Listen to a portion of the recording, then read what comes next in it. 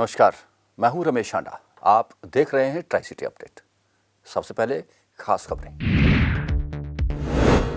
नहीं रुक रही कोरोना की रफ्तार। ट्राई सिटी में 1170 नए मामले, 7 की मौत। चंडीगढ़ में 398 नए केस। और नवरात्रों में मनसा देवी में दर्शन के लिए करवाना होगा ऑनलाइन पंजीकरण। मत्था टेकने को मिलेंगे 10 से 15 सेकंड। ट्राई सिटी में कोरोना की रफ्तार रुक रही। शनिवार को भी गुजरे 24 घंटे के दौरान 1170 नए केस सामने आए हैं, जबकि 7 लोगों की मौत हो गई है। चंडीगढ़ प्रशासन अब सख्ती के मूड में दिख रहा है और हो सकता है कि सोमवार को कुछ बड़े आदेश लिए जाएंगे, जिसमें अब मंडियां और किसान मंडियां भी बंद होने के आसार दिख रहे हैं। आपसे हम बार बार गुजारिश कर रहे हैं कि यदि कोरोना से बचना है और लॉकडाउन की स्थिति में नहीं जाना, तो आप मास्क जरूर पहनिए, सोशल डिस्टेंसिंग भी बनाएं और बार बार सैनिटाइजर का इस्तेमाल करें।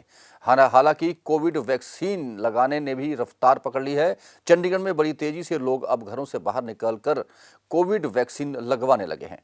चंडीगढ़ में आज 398 नए कोरोना पेशेंट सामने आए हैं और 3 लोगों की मौत हो गई है, जिसके बाद अब चंडीगढ़ में कोरोना से मरने वालों की संख्या 396 तक पहुंच गई है।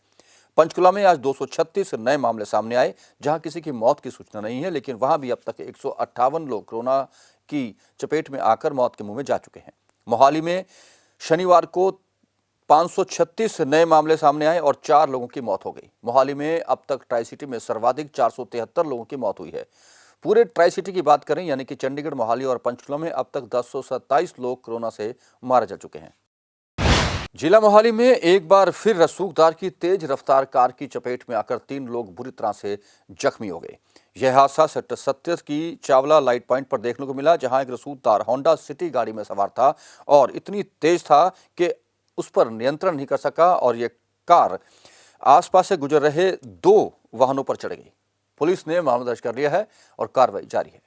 जिला मोहाली में एक बार फिर तेज रफ्तार कार का कहर देखने को मिला। ये कहर अब मोहाली के सेक्टर 70 के चावला लाइट पॉइंट पर देखने को मिला, जब एक रसूखदार ने होंडा सिटी गाड़ी में सवार होकर 2 वाहनों को टक्कर मार दी। इस हादसे के दौरान गाड़ी चालक ने पहले ऑटो चालक को टक्कर मारी और उसके बाद एक्टिवा सवार दंपत्ति को जा टकराया, जिसके बाद इसकी सूचना राहगीरों ने पुलिस को दी। जिसके बाद मौके पर पहुंची पुलिस ने हादसे में 3 घायलों को अस्पताल में भर्ती करवाया, जहाँ पर 2 की हालत गंभीर बताई जा रही है। वहीं पुलिस ने गाड़ी को कब्जे में ले लिया है और मामले की ਜਾਂਚ कार्रवाई शुरू कर दी है।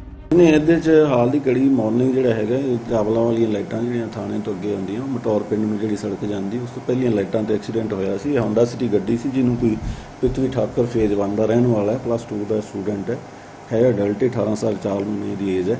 ਇਹ ਚਲਾ ਰਿਹਾ ਸੀਗਾ। ਸੋ ਉਸ ਲਾਈਟਾਂ ਤੇ ਦੂਸਰੀ ਸਾਈਡ ਤੇ ਇੱਕ ਆਟੋ ਵਾਲਾ ਆ ਰਿਹਾ ਸੀਗਾ। ਸੋ ਇਹਨੇ ਪਹਿਲਾਂ ਉਹਦੇ ਵਿੱਚ ਟੱਕਰ ਮਾਰੀ, ਉਸ ਤੋਂ ਬਾਅਦ ਇੱਕ ਸਾਈਡ ਤੇ ਲੜਕੀ ਜਿਹੜੀ ਹੈਗੀ ਸੀ ਉਹ ਆਪਣੇ ਪਤੀ ਅਭਿਮਨਿਊ ਸਮੇਤ ਦਿੱਤੀ ਨਾਂ ਦੀ ਖੜੀ ਸੀਗੀ। ਸੋ ਐਕਟਿਵਾ ਦੇ ਵਿੱਚ ਇਹਨੇ ਹਿੱਟ ਕਰਿਆ। ਸੋ ਉਹਦੇ ਇਸ ਐਕਸੀਡੈਂਟ ਕਰਕੇ ਜਿਹੜੀਆਂ ਹੈਗੀਆਂ ਉਹਨਾਂ ਦੇ ਇੰਜਰੀ ਵਗੈਰਾ ਹੋਈਆਂ ਨੇ, ਜੋ ਅਲੱਗ-ਅਲੱਗ ਹਸਪੀਟਲ ਵਿੱਚ 2 ਪਰਸਨ ਜਿਹੜੇ ਹੈਗੇ ਆ। ਇੱਕ ਅਦਿੱਤੀ ਜਿਹੜੀ ਹੈਗੀ ਹੈ ਲੈਂਡਮਾਰਕ ਹਸਪੀਟਲ 34 ਸੈਕਟਰ ਦੇ ਵਿੱਚ ਐਡਮਿਟ ਹੈ ਇਲਾਜ ਲਈ।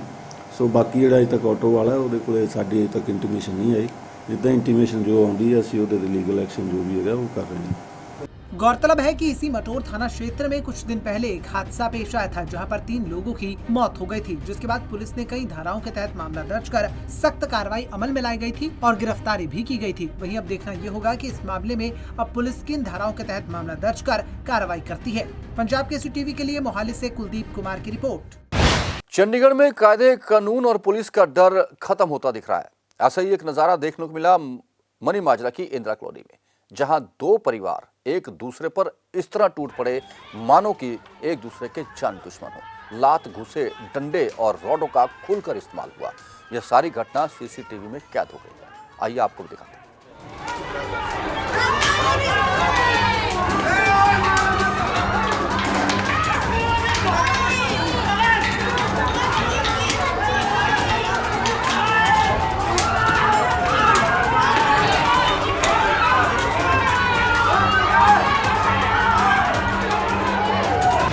चंडीगढ़ की जिला अदालत में राष्ट्रीय लोक अदालत के तहत आज लोक अदालत का आयोजन किया गया।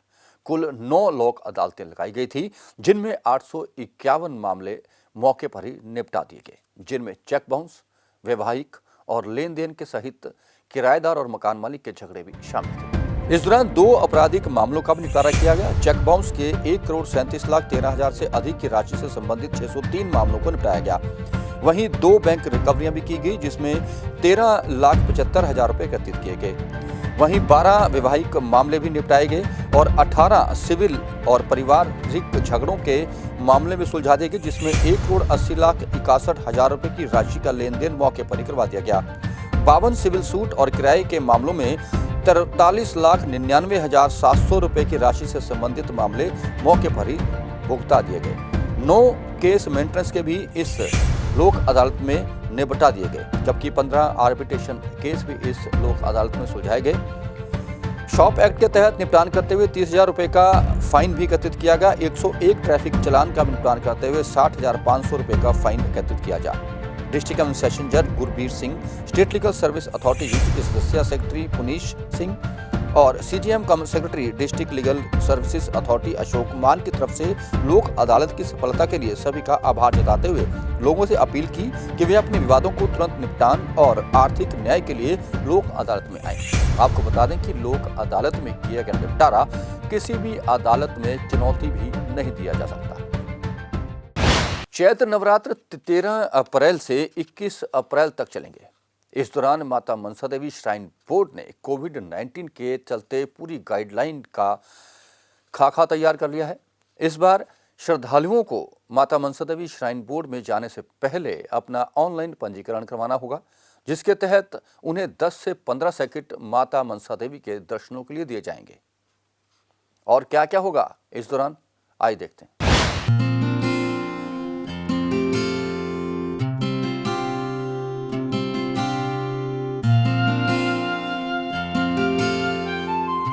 चैत्र नवरात्र 13 अप्रैल से 21 अप्रैल तक मनाए जा रहे हैं। वहीं पंचकुला में स्थित शक्तिपीठ श्री माता मनसा देवी श्राइन बोर्ड ने भी माता के दर्शन के लिए आने वाले श्रद्धालुओं के लिए विशेष प्रबंध कर लिए हैं।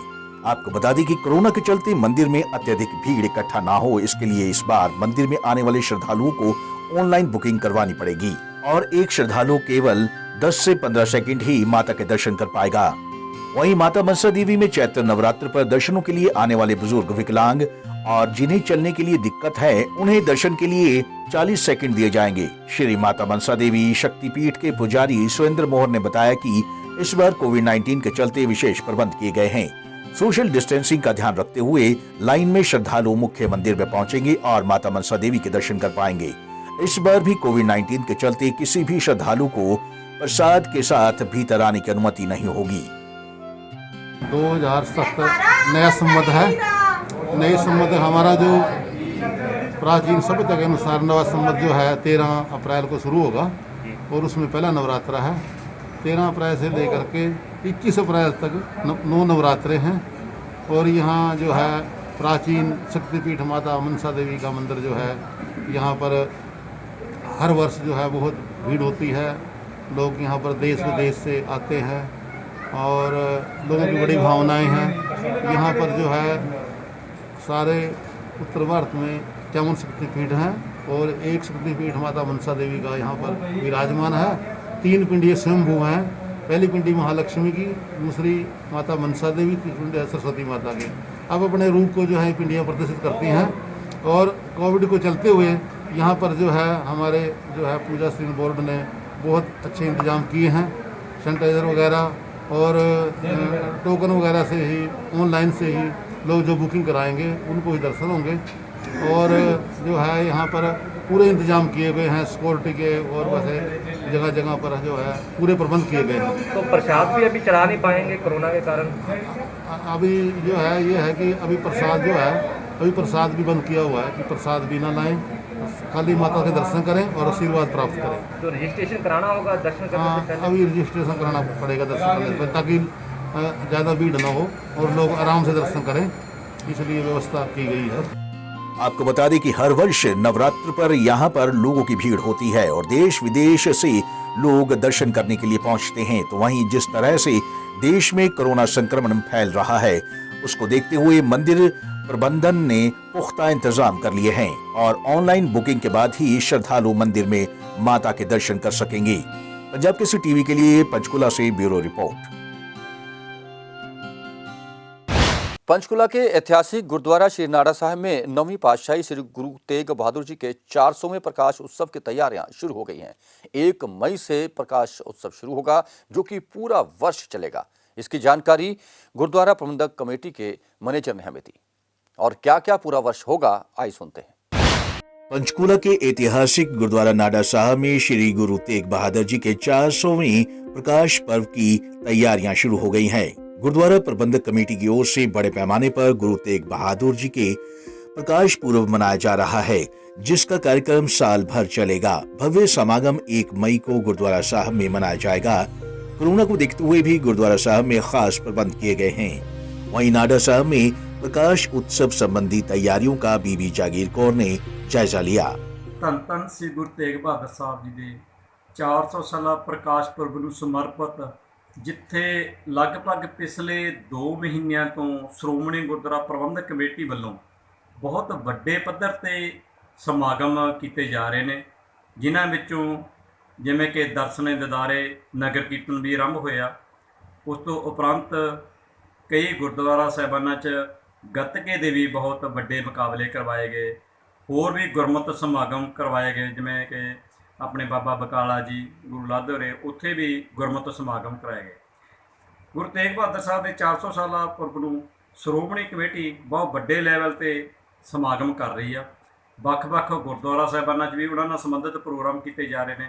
ਸਾਡੇ ਮਾਨਯੋਗ ਪ੍ਰਧਾਨ ਸਾਹਿਬ ਬੀਬੀ ਜਗੀਰ ਕੌਰ ਜੀ, ਉਹਨਾਂ ਦੇ ਆਦੇਸ਼ ਮੁਤਾਬਕ ਬਹੁਤ ਵੱਡੇ ਲੈਵਲ ਤੇ ਹਰੇਕ ਗੁਰੂ ਘਰ 'ਚ 400 ਸਾਲੇ ਪੁਰਬ ਨੂੰ समागम किए जा रहे हैं। श्री गुरु तेग बहादुर जी ने धर्म, सच्चाई और विश्वास की आजादी को कायम रखने के लिए महान कुर्बानी दी है। ऐसी महान कुर्बानी को लोगों को याद रखना चाहिए और उनकी शिक्षा को दुनिया के कोने कोने तक पहुंचाना चाहिए। वहीं गुरुद्वारा साहब में समागम संबंधी तैयारियां मुकम्मल कर ली गई हैं। समागम वाले दिन भारी संख्या में श्रद्धालु पहुंचने की उम्मीद है। Bureau report, Punjab Kesari TV. Haryana शिक्षा बोर्ड की 10वीं और 12वीं की बोर्ड परीक्षाओं के समय में बदलाव कर दिया गया है। पहले यह परीक्षाएं सुबह 12 बजे से दोपहर बाद 3 बजे तक होनी थी, लेकिन अब यह परीक्षाएं सुबह 11:30 बजे शुरू होकर 2 बजे समाप्त हो जाएंगी। चंडीगढ़ लिटरेरी सोसाइटी की ओर से कविता लेखन प्रतियोगिता के लिए काव्य रचनाएं आमंत्रित की गई हैं। इस वर्ष प्रतियोगिता का theme time travel, love in the time of corona और जर्नी टू द सेल्फ रखा गया है। कविताएं हिंदी, अंग्रेजी व पंजाबी विषय में भेजी जा सकती हैं, जिसकी अंतिम तिथि 30 अप्रैल निर्धारित की गई है। अगर आपको अपनी रचनाएं इस प्रतियोगिता के लिए भेजनी है तो आप clashshortstory@gmail.com पर भेज सकते हैं। एक बार फिर नोट कर लीजिए, CLSSHORT story@gmail.com। और अब मौसम की जानकारी। ट्राई सिटी में आज का अधिकतम तापमान 36 डिग्री सेल्सियस और न्यूनतम तापमान 19 डिग्री सेल्सियस रिकॉर्ड किया गया। मौसम में नमी की अधिकतम मात्रा 17% रही। आने वाले 24 घंटों में भी अनुमान है कि आसमान साफ रहेगा, धूप खिली रहेगी और दिन के तापमान में और बढ़ोतरी संभव है। ट्राई सिटी अपडेट में अब तक के लिए इतना ही। जाने से पहले आपसे वही गुजारिश कि मास्क जरूर पहने, 2 गज की दूरी बनाए रखें और बार-बार सैनिटाइजर का इस्तेमाल करें। कोविड की वैक्सीन भी जरूर लगवाएं और दूसरों को भी इसके लिए प्रेरित करें। आपको बता दें कि कोरोना से बचना है तो आपको बचाव जरूर करना है। खुद भी बचना है और दूसरों को भी बचाना है। फिर मिलेंगे कुछ और नई खबरें और सूचनाएं लेकर। तब तक के लिए रमेश शांडा को दीजिए इजाजत। नमस्कार।